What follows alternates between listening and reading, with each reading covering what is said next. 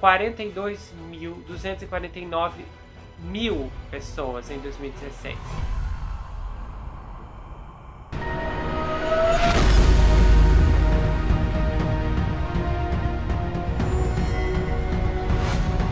Ei pessoal, bem-vindos a esse canal, eu sou o Gustavo Negreiro, seu psicanalista favorito, e hoje estamos em mais um episódio da série Na Mira, nesse caso super bombástico, onde você vai conhecer a história real por trás desse filme, que a gente vai falar mais no final. Lembrando que eu quero te fazer uma recomendação super especial de um especial evento que foi lançado no canal recentemente, que é o caso do reality show Assassino. É uma história explosiva que envolve uma emissora que, só para vocês terem noção, provoca uma explosão. Na verdade, eles forjam uma explosão com dispositivos incendiários, mas esse não é o pior do caso, porque há uma tragédia mortal que vai acontecer posteriormente. Então assista esse caso, o link vai estar fixado aqui no primeiro comentário.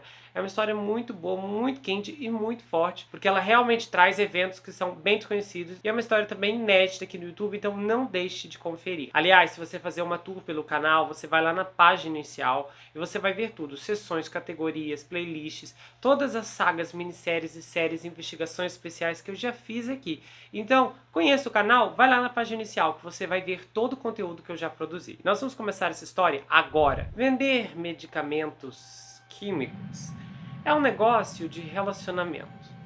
É melhor fazer isso pessoalmente. E é por isso que numa noite de verão de 2012, Alec Burlaka saiu para jantar com Steven Chang, proprietário da Sarasota Pen Associados. O Alec era gerente de vendas da Terapeuta Insys, uma empresa farmacêutica sediada no Arizona, com apenas um produto de marca: um novo e altamente potente analgésico opioide chamado Subsys. O Dr. Steven era um médico que prescrevia muitos opioides. O local era um restaurante de frutos do mar moderadamente caro em Sarasota, na Flórida, com toalhas de mesa de linho e grandes janelas com vista para a Bahia. O sol ainda estava no alto no céu. Barcos a motor reluzentes alinhavam-se nas docas do lado de fora e uma brisa quente agitava a água. De um lado da mesa estavam Alec e Tracy Crane, representante de vendas da Insys. Tracy era uma recém-chegada à indústria, alta, com cabelo castanho escuro preso em um coque, e o Alec, então com 38 anos, tinha um corpo franzino e uma inquietação infantil. Esse era o novo chefe dela. Ele tinha anos de experiência no mercado de opioides. Os colegas ficaram maravilhados com a sua tentativa descarada de fechar a venda.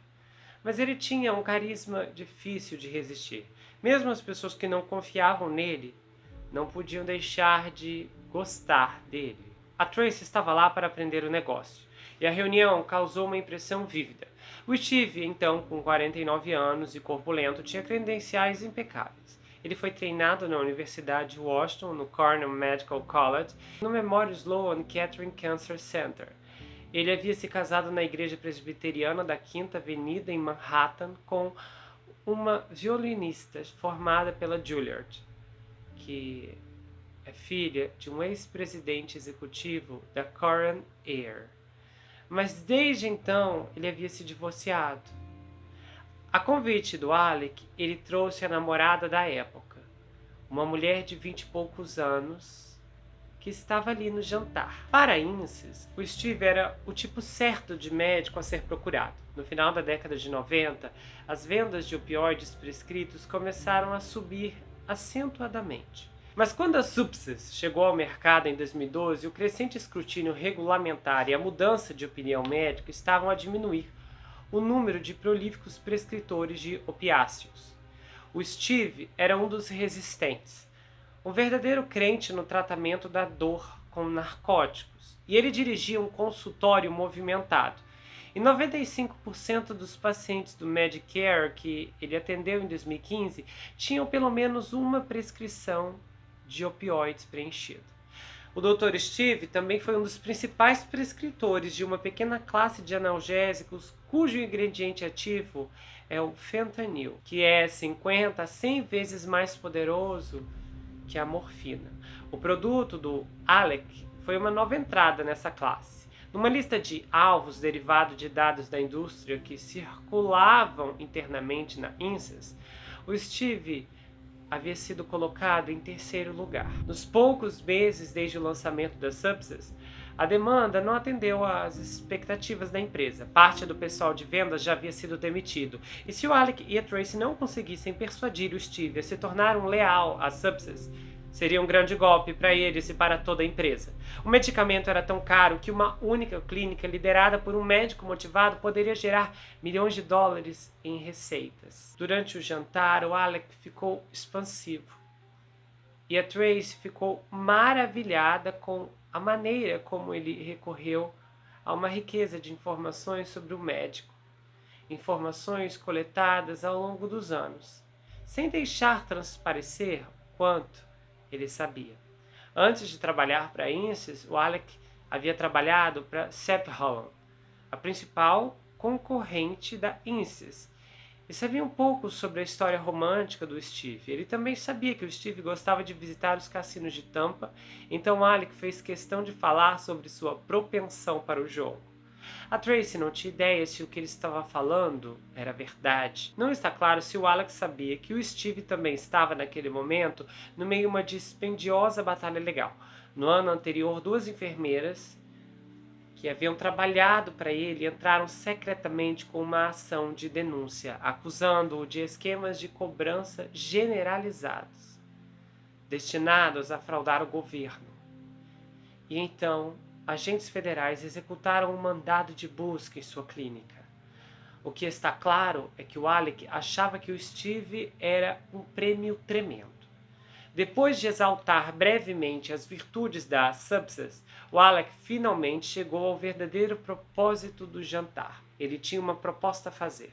A INSYS queria inscrever o Steve no programa de palestras da empresa, que estava apenas começando. Os programas de palestras são uma ferramenta de marketing amplamente utilizada no setor farmacêutico. Os fabricantes de medicamentos recrutam médicos para dar palestras pagas sobre os benefícios de um produto a outros potenciais prescritores, numa clínica ou durante o jantar numa sala privada de um restaurante.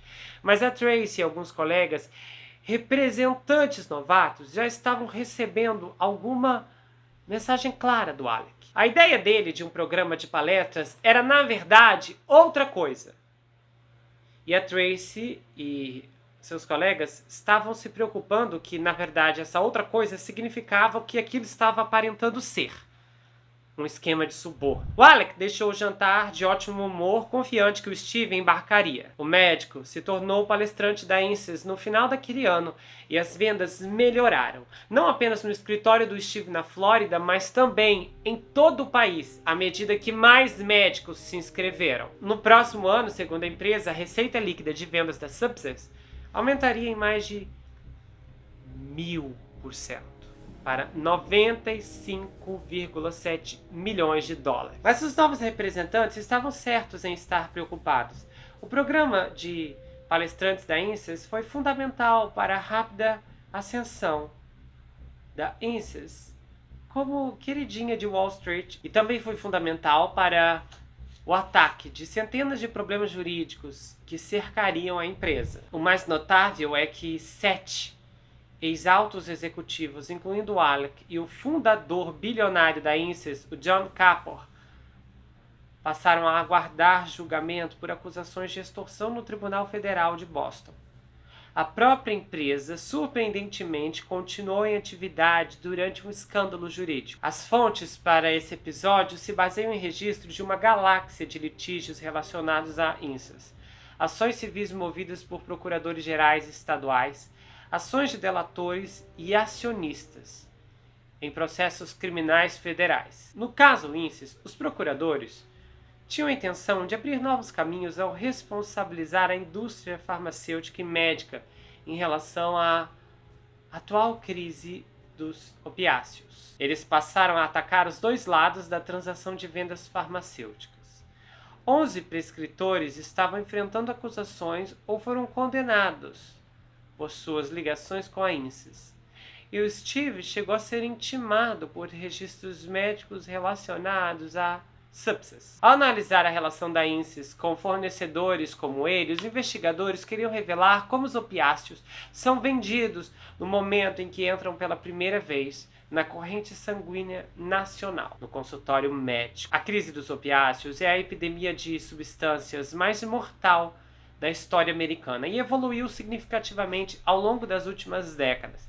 O que começou com um aumento acentuado nas overdoses de medicamentos prescritos foi eclipsado por um aumento assustador de falecimentos provocados principalmente por opiáceos sintéticos e heroína fabricados ilicitamente. Os falecimentos globais por opiáceos subiu para 42.249 mil pessoas em 2016, contra 33,91 mil pessoas em 2015. Mas os medicamentos prescritos e a comercialização, os programas que alimentam as suas vendas, continuavam a ser um importante contribuinte para a crise maior. A heroína foi responsável por cerca de 15 mil falecimentos por opiáceos em 2016.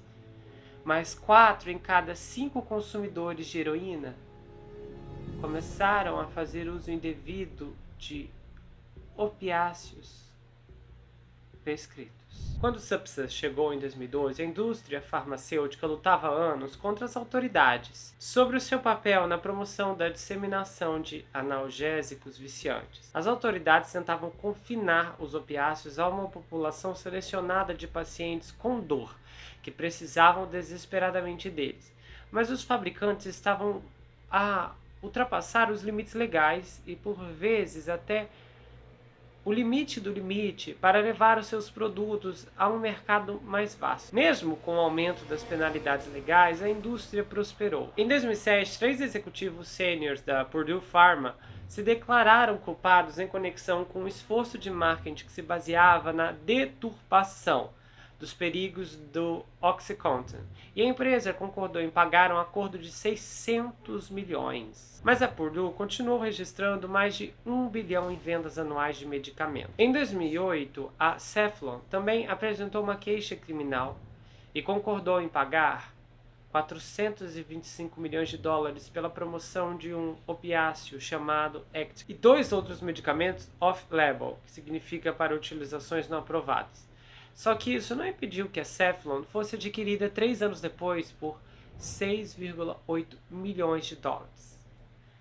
O Subsys e o Active pertencem a uma classe de produtos de fentanil, chamados medicamentos TIRF.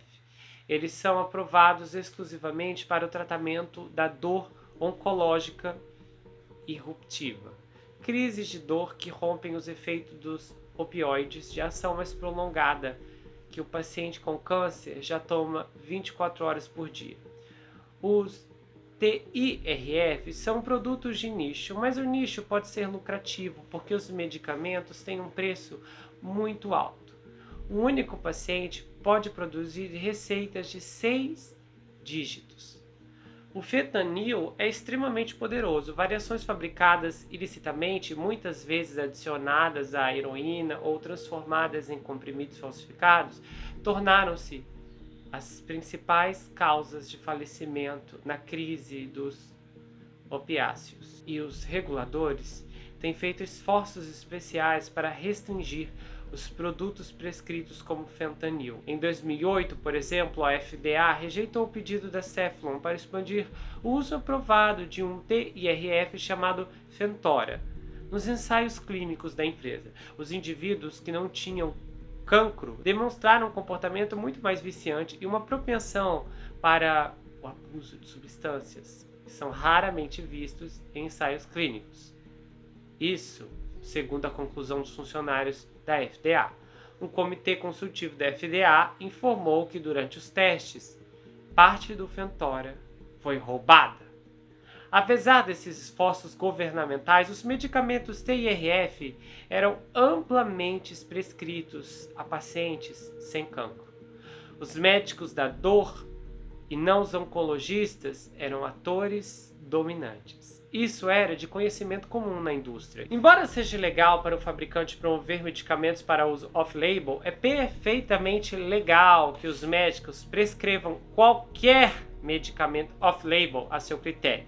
Isso permite que fabricantes de medicamentos como a Incense utilizem uma aprovação restrita da FDA como um pé de cabra, para alcançar um grupo muito mais amplo de pessoas. Isso aponta para uma grande vulnerabilidade no policiamento da crise dos opiáceos. Os médicos têm muito poder. A FDA regulamenta os fabricantes de medicamentos, mas não os profissionais, que desfrutam de uma ampla liberdade na prescrição que as empresas farmacêuticas podem facilmente explorar. Um médico respeitado que defende eloquentemente uma prescrição mais ampla pode rapidamente se tornar um líder de opinião-chave, convidado para o lucrativo circuito de palestras. E qualquer médico que exerça liberdade com os opioides pode atrair uma enxurrada de pacientes com dor e renda. Os colegas médicos raramente denunciam, e alguns conselhos médicos estaduais exercem uma supervisão tímida, permitindo que os médicos antiéticos continuem a operar. Um promotor público assistente que lida com opioides no norte do estado de Nova York disse que é fácil identificar um médico que fabrica comprimidos, mas que pode levar 5 anos para chegar até esse cara.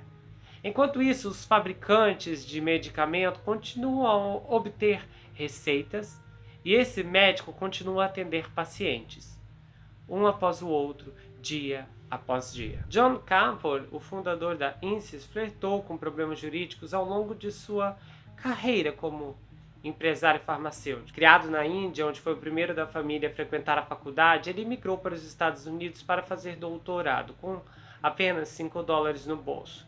Ele acumulou uma fortuna com uma série de empreendimentos farmacêuticos, principalmente na área pouco glamourosa dos medicamentos genéricos. Uma de suas empresas, a Lymphomed, recebeu sanções da FDA relacionadas a problemas de fabricação, levando a recalls e a um decreto de consentimento. Depois de vender a Lymphomed para uma empresa japonesa em 1990, arrecadando pessoalmente mais de $100 milhões, o comprador o processou, alegando que ele havia enganado as dificuldades regulatórias da empresa.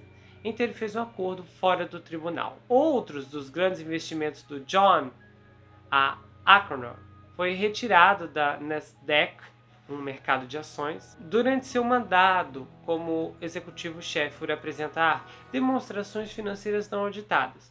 Mas a sua participação, mantida em fideicommício, estava valendo centenas de milhões, apesar das controvérsias sobre as possíveis violações das regras da FDA nos requisitos da empresa. O John, que tinha mais de 75 anos na época, estava financiando a Insys quase inteiramente sozinho durante mais de uma década, conduzindo a Subsys no longo caminho até a aprovação pela FDA. E ele disse que o que o motivou foi ver sua esposa Edita sofrendo de câncer de mama metástico, antes do seu falecimento em 2005, aos 54 anos. Muitas vezes chamado de Dr. John Campbell, ele se parecia mais como um acadêmico do que com um titã dos negócios. Mesmo com óculos e cabelos grisalhos característicos, os funcionários descobriram que o John podia ser agressivo e inflexível.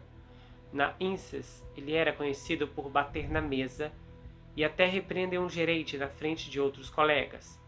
As pessoas que trabalhavam para ele falaram da necessidade de sobreviver a ele. O John acreditava ter o melhor produto de sua classe.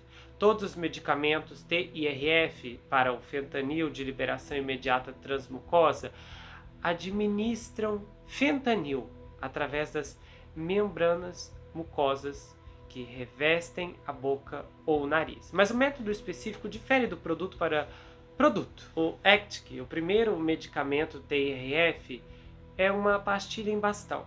A continuação da Cephalon Fentora, a marca líder do mercado quando a Subsys chegou, é um comprimido destinado a ser segurado na bochecha enquanto se dissolve. A Subsys era um spray que o paciente aplicava embaixo da língua. Pulverizar uma névoa fina no assoalho permeável da boca proporcionava um rápido início de ação, segundo os testes. Depois que o FDA deu a aprovação final à Subsys no início de 2012, o destino da Insys recaiu em vendê-la no campo. A indústria ainda depende fortemente da forma antiquada de realizar vendas.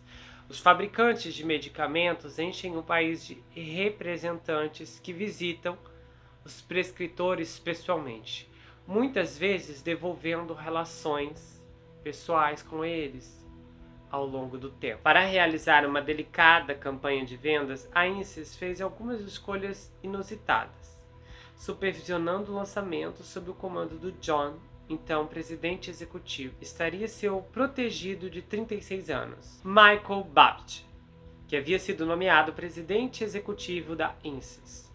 Natural de Chicago, Michael trabalhou para o John em vários cargos desde os seus 20 anos de idade, quando John o recrutou de uma empresa de gestão de ativos. Ele apresentou Michael à equipe como um talento em ascensão, apesar dele nunca ter liderado um esforço de vendas de um medicamento aprovado pelo FDA. De acordo com os ex-gerentes da Insys, o Michael tendia a ceder ao John, que afinal estava investindo seu próprio dinheiro.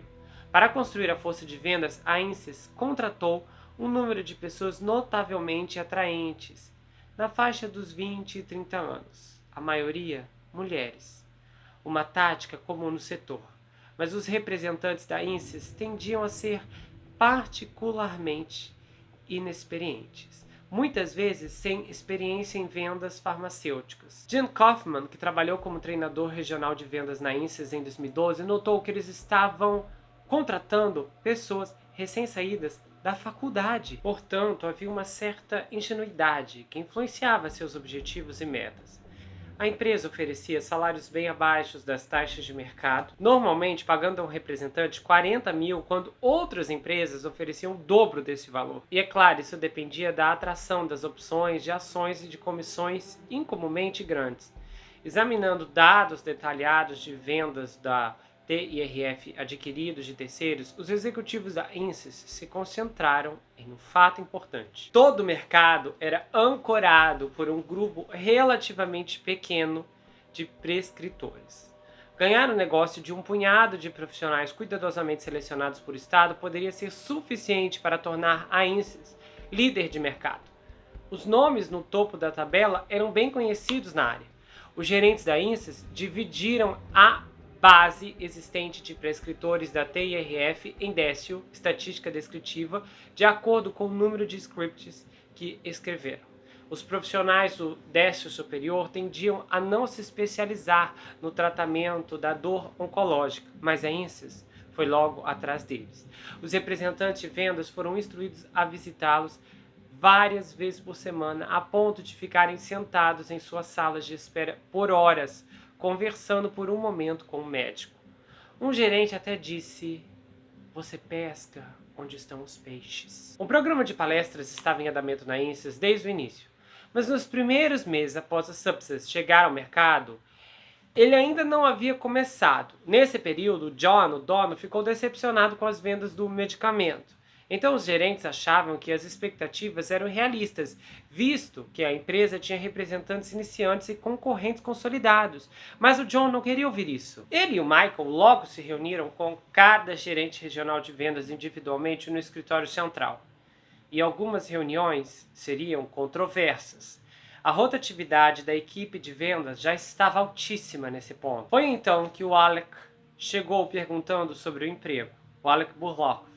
O Alec tinha um histórico que poderia ter afastado alguns empregadores em potencial, porque em 2002 a Eli Lilly o demitiu do cargo de representante de vendas em meio a uma investigação do gabinete do Procurador-Geral da Flórida sobre um suposto esquema para enviar pílulas não solicitadas, uma forma de Prozac, de liberação lenta, a pacientes pelo correio. Quando Alec e dois outros funcionários demitidos processaram a Lilly em troca, alegando que o plano foi aprovado pela administração, eles ganharam a atenção da mídia em todo o país. O Alec disse em um processo judicial que a sua reputação na indústria ficou permanentemente marcada. O caso acabou sendo resolvido. Então, quando mais tarde o Alec vendeu outros 2 medicamentos na Cephalon, ele estava baseado na região sudeste, um ponto quente nas investigações sobre a promoção de ambas as substâncias. Ex-funcionários da INSES descreveram consistentemente a chegada do Alec como um ponto de virada. A INSES inicialmente o contratou para chefiar a região sudeste, mas em 3 meses ele foi promovido para comandar toda a equipe de vendas. O programa de palestras rapidamente se tornou a peça central do esforço de vendas, e o Alec deixou claro como queria que funcionasse. Ele explicou tudo para Tracy Crane no primeiro dia em que se conheceram, enquanto estavam sentados em seu Cadillac CTS branco. O Alec havia viajado até o território dela para acompanhá-la em um passeio, orientando-a em visitas de vendas em um dia opressivamente ensolarado, e eles tinham acabado de sair do escritório do médico, o Dr. Steven. O propósito ostensivo de um programa de palestras farmacêuticas, como a Tracy entendia, era espalhar a palavra sobre o medicamento por meio de um marketing de ponto a ponto. Com os honorários mudando de mãos, o potencial para uma corrupção súbita era claro. Mas o Alec não era súbito. Ele disse a Tracy que o verdadeiro alvo não era o público, mas o próprio palestrante, que continuaria sendo pago para fazer programas se e somente se demonstrasse lealdade à empresa e ao medicamento. Foi uma contrapartida, ou como o Departamento de Justiça mais tarde chamaria, uma propina. Então, ele resumiu tudo a ela e disse: pagamos médicos para escrever roteiros. Isso é o que é o programa de palestrantes. A Tracy não conhecia todas as regras ainda, mas para ela isso não parecia certo. Ela se virou para o Alec e perguntou: mas isso não é ilegal? Ele ignorou a pergunta com um tom que ela comparou a dar um tapinha na cabeça de uma menina pequena e disse a ela: não se preocupe. O pior que poderia acontecer era a empresa ter que pagar um acordo. Se o Alec de fato disse isso, ele tinha um motivo. Foi durante seu tempo na Cephalon que a empresa sobreviveu com folga à pena por se envolver em esquemas promocionais ilegais. E-mails que surgiram em tribunais e solicitações de registros públicos dão uma ideia das mensagens de vendas que os principais executivos estavam enviando. Uma semana após a contratação do Alec, o Michael, o executivo-chefe, escreveu um e-mail aos seus gerentes de vendas orientando-os a garantir que os representantes entendessem a natureza importante de ter um de seus principais alvos como palestrante. Pode pagar grandes dividendos para eles. O Alec incentivou sua equipe de vendas, bombardeando-os com e-mails e textos que alternavam entre os tropos do discurso motivacional: estamos todos começando uma nova oportunidade de dar nosso melhor quando sairmos da cama amanhã, e claro, outras mensagens que eram agressivas. Programas são a única coisa que importa. Por que alguns de vocês se recusam a reconhecer este fato comprovado? Os próprios eventos dos palestrantes eram muitas vezes uma farsa, como os principais prescritores e representantes admitiram no tribunal. Frequentemente consistiam em um agradável jantar com o representante de vendas e talvez com a equipe de apoio do médico e amigos, mas nenhum outro prescritor licenciado presente para aprender sobre o medicamento. O médico, por exemplo, em um desses eventos, consumiu no banheiro de um restaurante de Nova York, em seu próprio evento, de acordo com uma acusação federal. Alguns prescritores recebiam 4 dígitos para falar para um público zero. A princípio, Alec parece ter tentado proteger o John dos detalhes dos programas de alto-falantes da INSES, ou ISP, como às vezes eram chamados internamente. Aí ele escreveu em um e-mail: preciso da sua orientação sobre como apresentar ao ISP do Dr. John Capor de uma forma onde ele não se envolva.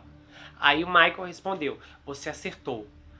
Contudo, os principais executivos prepararam rapidamente documentos para o John que calculavam explicitamente o retorno do investimento do ISP para cada orador e indicavam que os que tinham desempenho inferior poderiam ser excluídos do programa. Na época que isso estava sendo desvendado, os promotores ainda não tinham apresentado provas de que o John de fato viu esses documentos. Então, no verão de 2013, um representante da INSES, possivelmente a Susan, escreveu ao John que não era certo que um médico que prescrevia muito estava ganhando $2.500 por refrigerante para comer em churrascarias chiques de Nova York com frequência.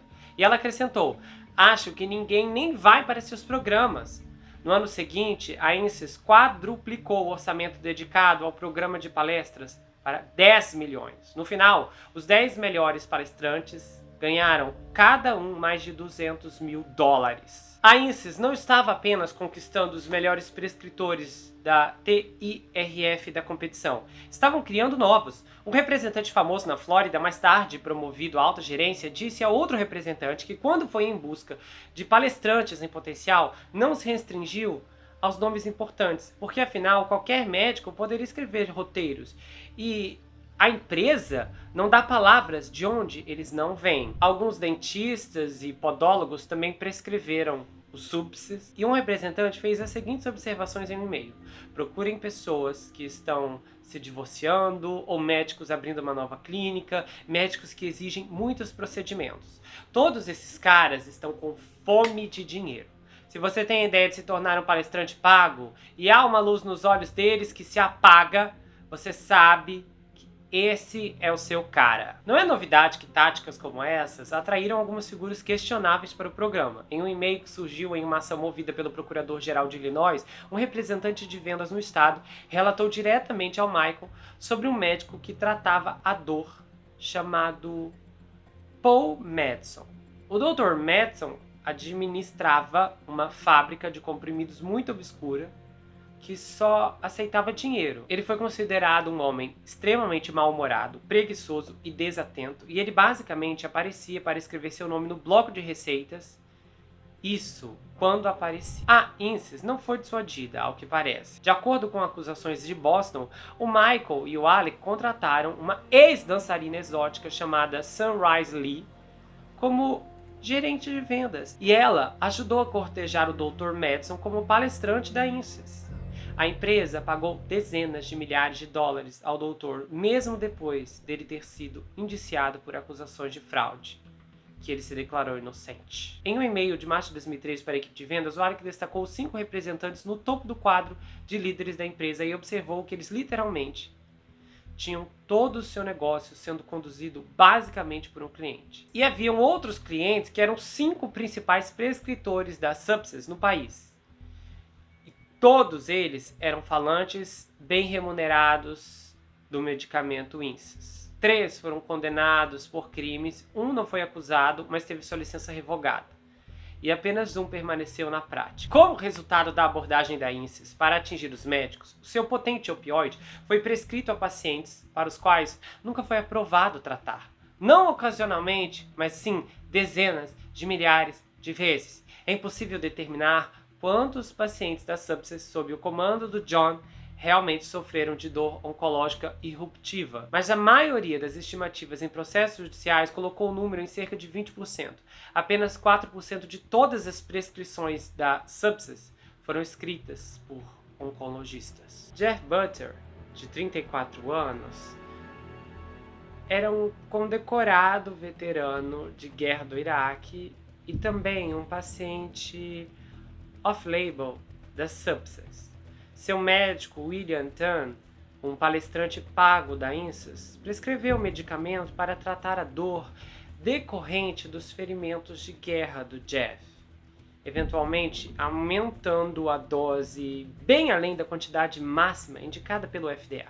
O Jeff estava tomando 12 vezes ao dia, não 4 a 6, e alternando entre as 2 doses mais altas, segundo o prontuário médico da clínica. Eventualmente, ele teve que ser sedado na terapia intensiva em Fort Belvoir, na Virgínia, enquanto passava pela retirada dos SUPSes e de outros medicamentos prescritos. Um especialista do hospital observou o seguinte: estou francamente surpreso com a quantidade de opioides que foram prescritos ao paciente. O advogado do médico disse que ele não fez nada de errado e que ele não tinha nada a esconder ou também a declarar. O Jeff contou que a SUPSes lhe deu alívio da dor, mas o transformou em alguém que ele não se reconhecia. Ele sempre se definiu como um trabalhador árduo e íntegro. Ele se tornou um viciado com seu dia girando em torno da próxima dose. Ele dormia embaixo da mesa do escritório onde caixas do medicamento enchiam as gavetas. Sua casa foi hipotecada. O Jeff estava preocupado e cansado. Ele falou, sabe, eu estou ausente da minha vida há anos. O que me lembro é quem eu era quando a minha filha nasceu e quando eu era soldado. A prevalência da prescrição off-label, embora legal, inicialmente representou um desafio para a INSS, devido ao risco e às despesas da Subsys. Quase todas as seguradoras de saúde exigiam autorização prévia e pagariam pelo medicamento apenas para o seu único uso aprovado. Dor oncológica disruptiva. Apenas cerca de 1/3 das prescrições da Subsys foram aprovadas para reembolso no final de 2012. Assim, a INSS criou uma divisão interna dedicada a melhorar esses números. De acordo com ex-funcionários e vários processos judiciais, incluindo a confissão de culpa de um gerente, a empresa se ofereceu para aliviar os consultórios médicos das dificuldades com seguros e assumir a tarefa de cobrir as prescrições. Os especialistas em autorização prévia da INSS, trabalhadores que a empresa motivava com bônus, conectavam as seguradoras ou seus contratantes, dando a impressão de que estavam a telefonar do consultório do médico prescritor. Eles usavam o que os gestores chamavam de discurso, que levava as seguradoras a acreditar que os pacientes tinham câncer, quando na verdade não tinham. Às vezes, eles até falsificavam prontuários médicos e mentiam descaradamente. O Michael, o executivo-chefe, estava envolvido em fazer com que o sistema telefônico dessa unidade bloqueasse o identificador de chamadas para disfarçar o fato de que as chamadas não vinham do consultório médico. Só que a iniciativa não funcionou. Na primavera seguinte, uma estimativa de empresa fixou a taxa de aprovação para seguradoras comerciais em 87%. Com a aprovação do seguro se aproximando das prescrições, as receitas e a cota de mercado da INSS estavam a subir acentuadamente. Mas uma séria ameaça estava se formando no seu interior. 6 meses após o lançamento do Subsys, o representante do Texas, Ray Furtke, começou a considerar denunciar a INSS às autoridades governamentais. Ele sentiu que o programa de palestrantes equivalia a um esquema de propina mal disfarçado.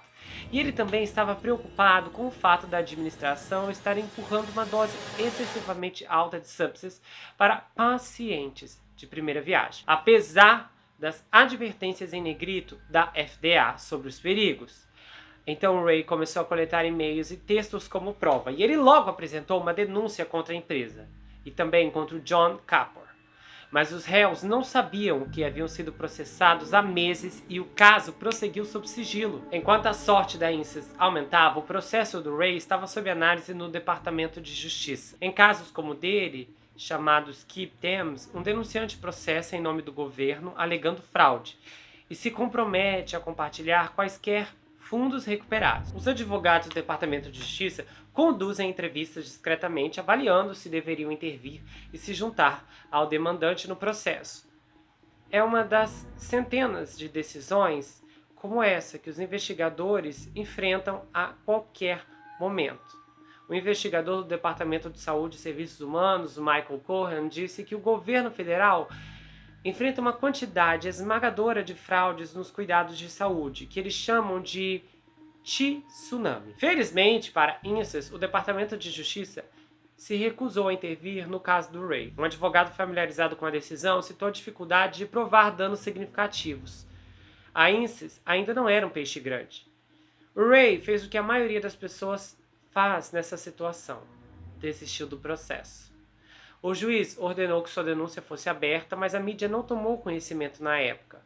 E a INSS estava livre para continuar fazendo o que estava fazendo. Levaria muito tempo até que a lei alcançasse a empresa. Em maio de 2013, 2 meses após a decisão do Departamento de Justiça, a empresa abriu capital num evento no Nasdaq, no Market Site, na Times Square. O John e o Michael estavam lá, sorrindo, rodeados por um grupo de executivos entusiasmados da INSS. Então, no final de 2013, a Subsys se tornaria a marca TIRF mais amplamente prescrita, de acordo com o documento da empresa na SEC. Em uma mensagem entusiasmada do Estado da União para a força de vendas naquele mês de outubro, o Michael brincou sobre a contratação de lutadores anões para se apresentarem na próxima reunião nacional de vendas. Agora a competição viria atrás da INSYS, um problema que eles têm e que eles não teriam a menor chance. A INSYS tornou-se a oferta pública inicial com o melhor desempenho do ano, com um ganho de mais de 400%. Em dezembro daquele ano, a empresa divulgou que havia recebido uma intimação do Gabinete do Inspetor-Geral de Saúde e Serviços Humanos, um sinal ameaçador. Mas o entrevistador da CNBC não fez menção a isso quando entrevistou Michael algumas semanas depois. Em vez disso, ele disse: "Conte-nos, o que há na INSYS que deixa os investidores tão entusiasmados?" Até então, porém, a administração da INSYS havia identificado uma preocupação potencial na região sudeste. Tio Juan e John Patrick Colt, ambos palestrantes bem remunerados da INSYS, eram proprietários e administravam em conjunto uma clínica da dor em Mobley, no Alabama, que atendia milhares de clientes. A sua localização principal ocupava um prédio marrom de um andar em uma área comercial na periferia oeste da cidade, adjacente a um posto da Shell. O Juan conseguiu recomendar com sucesso um representante da INSYS para o seu território, uma jovem de 27 anos chamada Natalie Burtz. O Juan a convidava para jantar há vários meses sem sucesso, e então agora ela iria à clínica dele várias vezes por semana. No seu emprego anterior, o salário da Natalie era de pouco mais de 30 mil, mas em 2 anos, vendendo os Subsys, quase exclusivamente para o Juan e para o John Colt, ela ganhou $700 mil. O Juan e o John Colt tinham muitos pacientes que necessitavam legitimamente de tratamento para a dor, mas seria difícil não perceber, através de visitas regulares à clínica ou apenas da prescrição de dados, que algo estava errado. Uma enfermeira de outro consultório móvel disse: todo mundo sabia disso." Em 2014, cada médico calculava em média uma prescrição de uma substância controlada, aproximadamente a cada 4 minutos, calculando uma semana de 40 horas. Uma típica fábrica de comprimidos ganha dinheiro com os pacientes que pagam em dinheiro. Pagam em dinheiro pelas consultas. Mas o Juan e o John tinham um modelo diferente. A maioria dos seus roteiros era preenchido em uma farmácia adjacente à clínica chamada CIR, onde eles levavam a maior parte dos lucros. Essa empresa CIR era a empresa que eles fundaram com as siglas do nome deles. A farmácia vendeu mais de 570 mil de Subsys em um único mês. Juntos, os dois homens acumularam uma coleção de 23 carros de luxo. 2 ex-pacientes, inclusive, contaram que pessoas os procuravam para comprar ou vender medicamentos prescritos no estacionamento da clínica. Sempre havia 1 ou 2 por ali. Um paciente, Kate Bumpers, disse que pensava que o seu médico na clínica era o Dr. Justin, o Justin Palmer, que era um enfermeiro que testemunhou que falsificava rotineiramente o nome do John em receitas. Ele era um dos 3 membros da equipe médica da clínica que faziam uso indevido de analgésicos no trabalho. Um deles faleceu tirando a própria vida, e os outros 2 admitiram atender pacientes enquanto estavam debilitados. Uma paciente chamada Tamisa Witherspoon, que recebeu o Subsys, ficou viciada. E ela testemunhou que uma enfermeira da clínica chamada Bridget Parker falou de forma incoerente com ela e adormeceu em uma sala de exames em sua frente.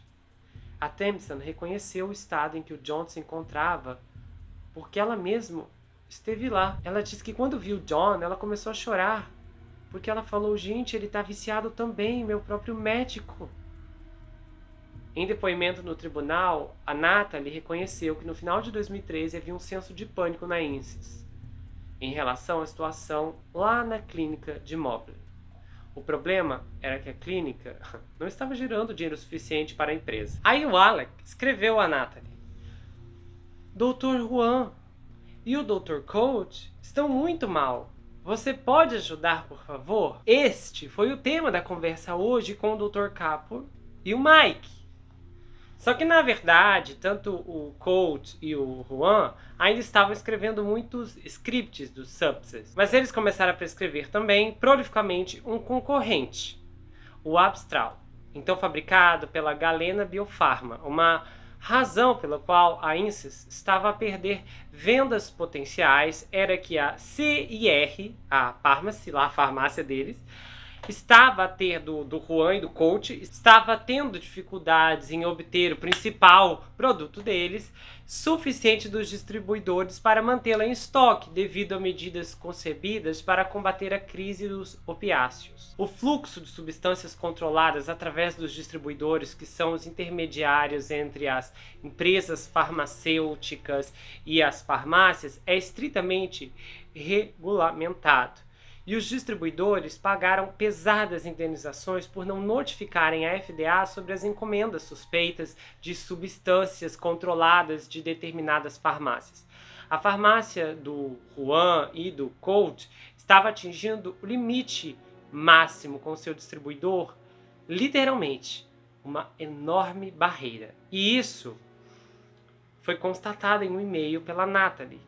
Então, nos e-mails internos citados na acusação de Boston, a liderança lutou para encontrar uma maneira de vencer a concorrência e contornar os limites ao mesmo tempo.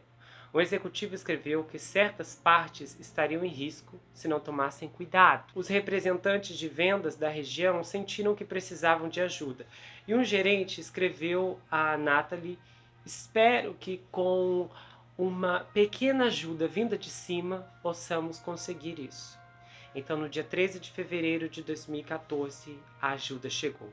2 homens voaram para o Alabama para jantar em uma churrascaria com o Colt e o Juan e os seus farmacêuticos, reservando quartos para passar a noite num hotel perto do Mobley River. Os 2 homens que voaram para Mobley para essa reunião eram o executivo-chefe Michael e o bilionário fundador da Insys, o John Capor. Durante o jantar, o John e o Michael chegaram a um acordo notável com os farmacêuticos e os médicos, que operavam uma clínica repleta de dependência de opiáceos entre os funcionários. Então a Insys enviaria as Subsys diretamente para a farmácia CIR. E um investigador do DIA notou que um acordo como esse era altamente incomum e um sinal de alerta. Como parte dos termos do acordo, a farmácia ganharia mais dinheiro com a venda do medicamento e haveria outro benefício esperado para todos os envolvidos. Todos também poderiam vender mais Subsys sem acionar um alerta para a DIA. Não muito depois daquele jantar no Alabama é que os problemas na Insys vieram mais claramente à vista do público. No início de 2014, de acordo com o antigo funcionário da sede da Insys, citado no processo judicial de acionistas, os principais executivos souberam que uma importante baleia da Subsys, baseada no Michigan, chamado Gavin Auerbach, estava sob investigação. Bom, o Gavin era um orador bem pago e, por uma larga margem, o principal prescritor dos Subsys para pacientes do Medicare. Mais detalhes surgiram na acusação de Boston e em outros processos judiciais. O Alec cultivou Gavin pessoalmente, voando para o Michigan para levá-lo para jantar e depois escrevendo em um e-mail para os colegas: esperem uma boa colisão pessoal. Acontece que, infelizmente para a Insys, o Gavin estava sob a vigilância das autoridades antes mesmo do Subs ser lançado. Isso, ser lançado no mercado. Então, ele estava enviando pedidos de seguro para testes falsos e escrevendo roteiros de opioides liberalmente.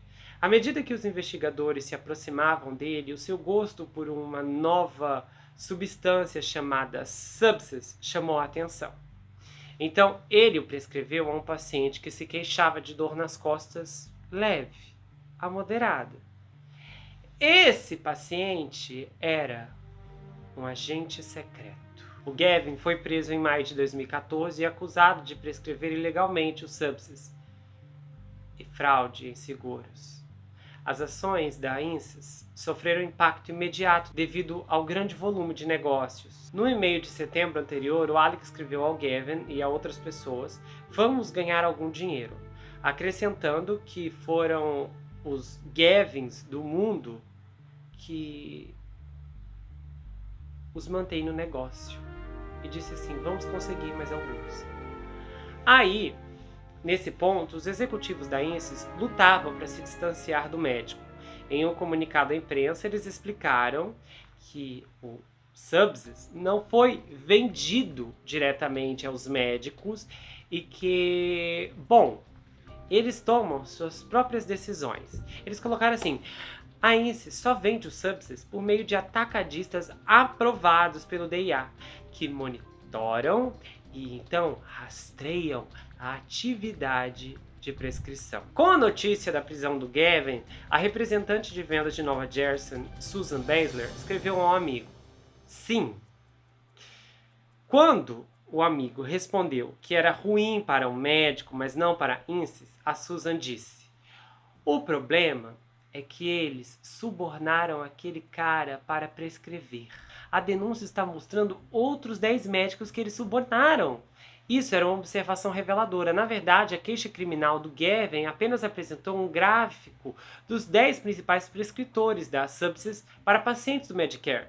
Os nomes foram omitidos, mas outros detalhes foram fornecidos. Um executivo da Galena, então criadora da Abstral, enviou uma captura de tela da lista para o Juan, que era facilmente identificável. No dia seguinte, o Juan começou a redirecionar seus honorários como palestrante da INSYS para fins filantrópicos.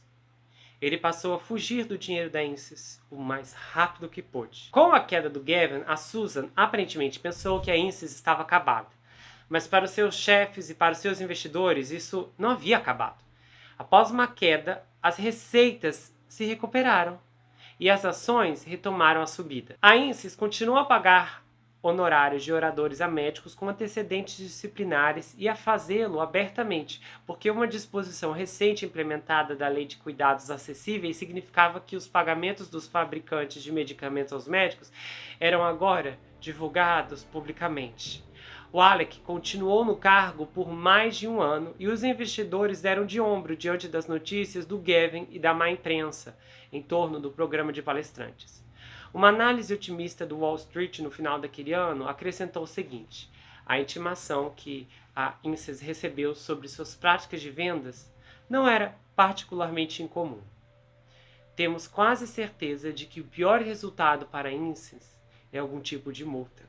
O primeiro relatório contundente de vários elaborados por Rudy Boyd, da Southern Investigação, em abril de 2015, abalou as ações, mas novamente elas se recuperaram e subiram e as vendas continuaram a subir mais ainda. Então a INSYS sofreu outro golpe quando os agentes federais invadiram a clínica do Juan e do coach em Mobley, em maio de 2015. Eles estavam lá para aprender provas e prender os médicos, companheiros de jantar do John Capper e do Michael no ano anterior. A comunidade médica local sentiu o impacto do ataque.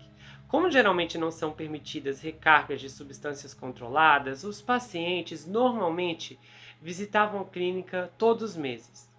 Durante dias, dezenas deles fizeram fila do lado de fora pela manhã, tentando inutilmente obter receitas do pessoal restante ou pelo menos recuperar seus registros médicos para levá-los a outro lugar.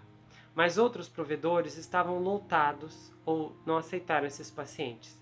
Ninguém estava disposto a dar a quantidade de medicamentos que tomava. Melissa Costello, que chefiava o pronto-socorro da Mobley Infirmary, disse que a sua equipe viu um aumento de pacientes nas clínicas nas semanas seguintes, de pelo menos 100 pessoas que estavam passando por uma abstinência agonizante. 2 meses após a invasão do FBI lá no Mobley, as ações da INSYS atingiram o máximo histórico. Então, na madrugada de uma manhã de outubro, vários SUVs entraram em um condomínio fechado em Phoenix e subiram uma estrada na encosta de uma montanha. Agentes federais saíram e entraram em uma casa ampla com ferramentas de fogo em punho. Eles levaram John Kapoor sob custódia às 7 horas. Quando ele apareceu 8 horas depois no Tribunal Federal, cercado por réus indigentes sendo indiciado ao mesmo tempo, ele usava tênis de corrida, que estavam desamarrados, e shorts de ginástica, que pareciam estar virados para trás. Os promotores passaram de visar funcionários de nível inferior para o coração da empresa, garantindo algumas confissões de culpa ao longo do caminho, incluindo uma da esposa do Michael, Natalie Levine, ex-representante da INSYS, por acusações de suborno. O Michael, o Alec, a Sunrise e 3 outros executivos sêniores da INSYS foram indiciados simultaneamente por acusações de suborno, fraude, e meses se passaram enquanto membros da INSYS se perguntavam se o John Kapoor permaneceria intocado. Mas agora eles tinham a resposta. John e outros 6 executivos acusados em Boston se declararam inocentes e passaram a aguardar julgamento, que foi marcado para janeiro de 2019. Para os promotores do Departamento de Justiça, aquele era um território desconhecido. Quando as empresas farmacêuticas são fortemente penalizadas por esquemas de marketing e fraude, os seus líderes normalmente resolveram os casos ou, mais raramente, alegaram contravenções e então se afastaram. Mas os réus da INSYS não só estavam enfrentando processos criminais, mas também foram acusados de uma extorsão ao abrigo da Lei RICO, uma lei mais comumente invocada contra famílias do crime organizado e gangues de traficantes. A indústria passou a ficar atenta. A advogada do John Kapoor, a Betty Wixon, recusou-se a comentar detalhadamente o caso e disse assim: nós defenderemos vigorosamente o Dr. John Kapoor do tribunal. Os advogados do Alec, do Michael, da Sunrise, da Natalie, do Paul Madison se recusaram e não responderam pedidos de comentários detalhados. E um advogado da Susan Basler, que não foi acusada de nenhum crime, também não quis comentar. Já o Gavin se declarou culpado de aceitar subornos e fraude no sistema de saúde e foi condenado à prisão. O Juan e o John Coates foram condenados por vários crimes e estão na prisão. Eles apelaram. A Tracy Crane foi demitida da INSYS em novembro de 2012 e a empresa citou um fraco desempenho de vendas. E ela não trabalha mais na indústria farmacêutica. A própria INSYS ainda continuou produzindo os Subsys em meio ao escândalo, mas as vendas caíram consideravelmente. A procura global de TIRF diminuiu em todo o setor. A empresa passou a comercializar o que chamou de o primeiro e único dronabinol líquido aprovado pelo FDA, que é um canabinoide sintético, e eles disseram que estavam desenvolvendo outros medicamentos com isso. Alguns analistas gostaram da aparência dos novos medicamentos da empresa e classificaram as ações como compra. Só que num comunicado, a empresa afirmou que a sua nova equipe de gestão era composta por líderes empresariais responsáveis e éticos comprometidos com o cumprimento eficaz. Eles disseram: a maioria dos nossos mais de 300 funcionários são novos na empresa desde 2015 e a nossa força de vendas está focada em médicos cujos padrões de prescrição apoiam as indicações aprovadas dos nossos produtos. Aí a INSYS encerrou seu programa de palestras para os Subsys. Durante o julgamento de 10 semanas em 2019, os promotores federais detalharam o audacioso plano de marketing da INSYS, que incluía pagar médicos para palestras educacionais falsas e atrair outras pessoas com danças eróticas. 2 representantes de vendas da INSYS fizeram um vídeo rap em 2015 sobre titulação, técnica usada para aumentar a dose do paciente. Esse vídeo de rap altamente escandaloso tinha na sua letra principal a seguinte estrofe: adoro titulações, e isso não é problema. Consegui novos pacientes e muitos deles. O vídeo no qual os vendedores dançam ao lado de uma pessoa fantasiada de dispensador da Subsys foi exibido em uma reunião nacional da equipe de vendas da INSYS, onde o John Kapoor estava presente. Esse vídeo foi mostrado ao júri. Em 2019, o júri, depois de deliberar durante 15 dias, emitiu vereditos de culpa contra o fundador da empresa, John, e 4 ex-executivos, concluindo que eles conspiraram para impulsionar as vendas de seus medicamentos altamente potentes. A Subsys não apenas estava subornando médicos para prescreverem seu produto, mas também enganando as seguradoras sobre a necessidade do medicamento pelos pacientes. Além do John, os outros executivos considerados culpados foram Richard Simon, que era ex-diretor nacional de vendas, a Sunrise, o Joseph Rowan, ambos ex-diretores regionais de vendas, e o Michael Gurry, ex-vice-presidente de mercados administrativos. O Michael também se declarou culpado de acusações de conspiração e fraude postal. Betty Wilson, advogada do John, disse que ela e o seu cliente ficaram muito desapontadas com o veredito. Ela disse assim: nossa, 4 semanas de deliberações do júri confirmaram que este estava longe de ser um caso aberto e fechado. Continuaremos a lutar para limpar o nome do Dr. K. Jack Marcus, porta-voz da INSYS na época, disse que o veredito não representava a missão da empresa, mas apenas refletia as ações de alguns ex-funcionários selecionados da empresa. O veredito contra os executivos da INSYS foi um sinal de esforço acelerado para responsabilizar as empresas farmacêuticas e de distribuição de medicamentos. A INSYS entrou com pedido de proteção contra a falência em junho de 2019 e a empresa concordou em pagar 225 milhões para resolver as investigações criminais e civis do governo federal sobre as práticas de marketing da empresa. Em janeiro de 2020, o John Kapoor foi condenado por um tribunal federal a 5 anos e meio de prisão. Ele está atualmente encarcerado em Duluth, um campo de prisioneiros federais de segurança mínima, com data de libertação projetada para 11 de dezembro de 2024. Nesse ponto, ele tem 80 anos. Na Flórida, aquele Dr. Steven Chan continuou atendendo pacientes. Quanto àquelas acusações das enfermeiras, ele nunca foi acusado de nenhum crime e negou qualquer irregularidade. Ele pagou $750 mil ao Departamento de Justiça para resolver as reclamações. A acusação contra os executivos da INSYS detalhou o relacionamento da empresa com 10 prescritores não identificados da Subsys, mas outros 3 já foram condenados à prisão. O Steven, que não foi acusado de nenhum crime, disse assim: pessoas com dor têm cada vez menos lugares para ir. E agora está esse caso aí da INSYS. O Steve disse que a sua prescrição de Subsys não teve nada a ver com o dinheiro que a INSYS lhe pagou, que foi mais de $275 mil. E ele acreditava no produto, ele falou assim, tá, eu gostava de fazer o programa de palestras, e ele disse que era adequado ao seu ego assumir um papel de professor. O Steve defendeu a sua prática também, dizendo que nunca foi acusado de negligência médica ou que foi disciplinado pelo estado da Flórida. Ele cumpriu as informações relacionadas a Subsys e não foi contatado diretamente pelos investigadores em conexão com a INSYS. Ele também disse que a grande maioria de suas prescrições de TIRF estavam no rótulo para pacientes com câncer ou com histórico de câncer. Ele também falou assim: eu sempre digo aos meus pacientes, a menos que você tenha câncer, não vou prescrever isso para você. O Steve disse que as prescrições da Subsys aumentaram no máximo 10% depois que ele ingressou no programa de palestrantes. Só que a acusação de Boston contradiz esse relato. E ele falou também que só ouviu falar do golpe da INSYS depois de deixar o programa e não viu razão para estar associado aos médicos que participaram. Ele falou assim: eu sigo as regras. Enquanto Steve conversava com um repórter em seu consultório, membros da equipe batiam na porta e entravam a cada 30 minutos carregando pedaços de papel para ele assinar. O Steve explicou que a enfermeira com quem ele trabalhava não estava licenciada para prescrever substâncias controladas da tabela 2, a categoria de substâncias legais mais rigorosamente regulamentada. Então as folhas de papel eram receitas e ele as assinava de 2 a 4 de cada vez sem parar para lê-las.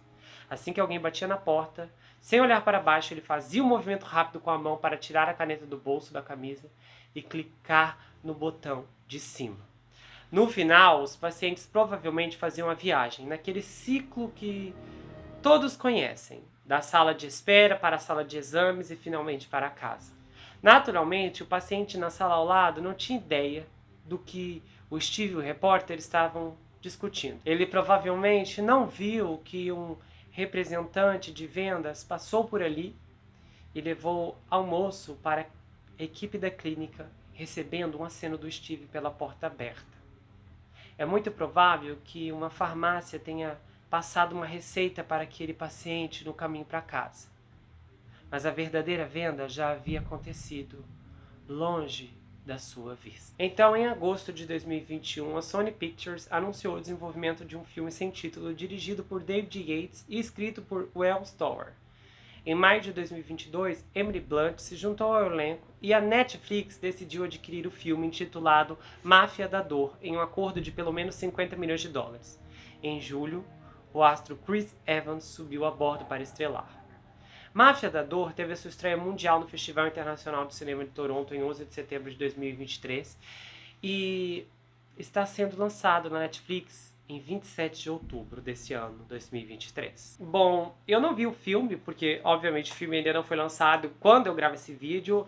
Eu tô com essa história desde 2022 e eu decidi segurar a gravação para ser mais próximo do filme. E aí esse vídeo só vai sair alguns dias depois do filme, então 1 ou 2 dias depois do filme.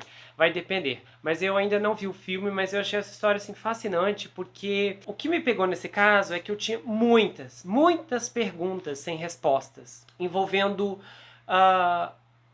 vários médicos, no geral, de dúvidas que começaram a surgir na minha mente nos últimos anos. E eu lembro que eu até comentava, sabe, eu não consigo... Claro, assim, obviamente, né, dentro desse meio aqui, não vou dizer assim, ai, que inocência, nunca tinha ouvido falar de... Obviamente, a gente conhece pessoas que têm uma mão mais pesada para prescrever constantes remédios e, né, há várias histórias que eu ouço, lógico, mas assim, existem outras coisas que são muito absurdas e que você prescreve sabendo que pode levar a pessoa a um vício e que, consequentemente, aquilo vai tirar a vida dela, e também há outras situações que não vão de vício, mas que é algo que vai literalmente acabar com a pessoa. E aí eu esbarrei nessa história e eu acredito que as minhas dúvidas foram respondidas, porque esse caso ele te dá um parâmetro muito claro. O que a gente viu aqui é um tipo de conspiração elaborada, porque é impressionante como as brechas na lei sempre conseguem realmente funcionar para pessoas como essas criarem cada vez mais. Eu lembro que tem aquele caso aqui, que é o Barco da Morte, que é um caso mais recente, que também teve um negócio ali envolvendo, porque o pivô daquele caso é um médico. E aí tinha uma parte ali na história que me chocou muita gente. Que eu até falei, gente, lembra, né, dos atendentes do 91, polícia e socorristas, todos envolvidos em uma conspiração para pegar a pessoa que estava ali acidentada e fazê-la passar por um monte de procedimentos. Então, assim, a gente vê que, assim, cada vez mais esquemas que você nem faz ideia. Pessoas doentes que entram ali e nem imaginam que o indivíduo que está receitando aquele remédio, aquele medicamento, aquela substância, tem um grande motivo financeiro que está levando-a a prescrever algo que a pessoa tecnicamente não precisa. E aí eles vêm com esse papo aí do Dr. Steven, que é repugnante. Cada vez mais as pessoas com dor têm menos acesso a medicamentos com dor. Que vergonha. O mais curioso, ou talvez reticente nesse caso, é que a indústria farmacêutica nunca cai totalmente. Atualmente ela está passando por uma crise muito boa. O rápido desenvolvimento de vacinas e tratamentos lá contra, né, o vírus da pandemia transformou as empresas farmacêuticas em heróis muito festejados e idolatrados pela mídia. Os executivos passaram a se vangloriar de terem salvado bilhões de vidas e os acionistas estão nadando em lucros. E aí que me chamou a atenção, porque a pandemia veio em 2020, só que aí, ali em 2019, a mídia estava super contra a indústria farmacêutica, estavam tendo esses escândalos, processos para tudo quanto é lado, né, várias quedas de medicamentos, uma caça aos produtores de opioides, de opiáceos, e tudo isso desmoronou de um ano para o outro. Ou seja, a indústria farmacêutica teve muita sorte de que um momento oportuno conseguiu resgatar a imagem deles, mais uma vez. E a reputação da indústria farmacêutica nunca esteve tão em alta. E é claro, as pessoas beneficiárias dessas empresas nunca estiveram tão ricas. Só que a triste verdade é que, mesmo tendo sido ofuscada pela pandemia, a crise dos opioides piorou. No período mais recente de 12 meses, para o qual existem dados disponíveis, mais de 100 mil americanos, um número recorde, faleceram de overdose. Muitos foram ceifados por opioides sintéticos de ação rápida como fentanil, encontrados em substâncias ilícitas e em analgésicos prescritos. A INSYS tinha um modelo de negócios inteiro que parecia depender da desonestidade, e o John Campbell, o fundador, era cegamente ambicioso, com uma história de origem simpática que disfarçava sua bússola moral quebrada. Enquanto a Elizabeth Holmes, do caso da Theranos, que tem uma minissérie inteira de 21 episódios contando toda a trajetória aqui, quem lembra aqui do caso, sabe que ela começou a sua empresa de exames de sangue por picada de agulha, porque temia agulhas. E o John afirmou que teve a ideia da Subsys depois de ver sua esposa suportar uma dor terrível ao falecer de câncer de mama. Enquanto a Elizabeth também contava uma história terrível de outro parente que faleceu de câncer. O John Campbell detectou uma oportunidade lucrativa de entrar no crescente mercado de opiáceos com um narcótico moderno. A inovação com o Subsys não foi o medicamento em si, porque o seu ingrediente ativo, o fentanil, existe desde 1960, mas o mecanismo de administração. E aí a gente vê em curso uma corrida para desenvolver os opioides de ação mais rápida. Então, pulverizar moléculas de fentanil sob a língua acabou sendo uma forma super eficiente de proporcionar alívio da dor. Aí a empresa comprou acesso de dados farmacêuticos que mostravam quais médicos estavam prescrevendo muitos opioides sintéticos de ação rápida, o que já é chocante esse tipo de acesso. E aí nós temos toda a situação que permitiu uma segmentação ainda mais precisa de médicos receptivos e o FDA, que exigiu que empresas farmacêuticas como a INSYS monitorassem de perto quem prescrevia os seus medicamentos. Ou seja, o objetivo da coleta desses dados era proteger a segurança do paciente, mas a INSYS se viu diante de uma mina de ouro de marketing. E como vimos, souberam aproveitar muito bem. Olhando para o ângulo geral dessa empresa, eu consegui notar que a força de vendas da INSYS inicialmente tentou convencer os Subsys com base em seus méritos. Só que aí havia um problema. Os concorrentes estavam enchendo esse pequeno grupo de médicos com refeições, presentes e dinheiro.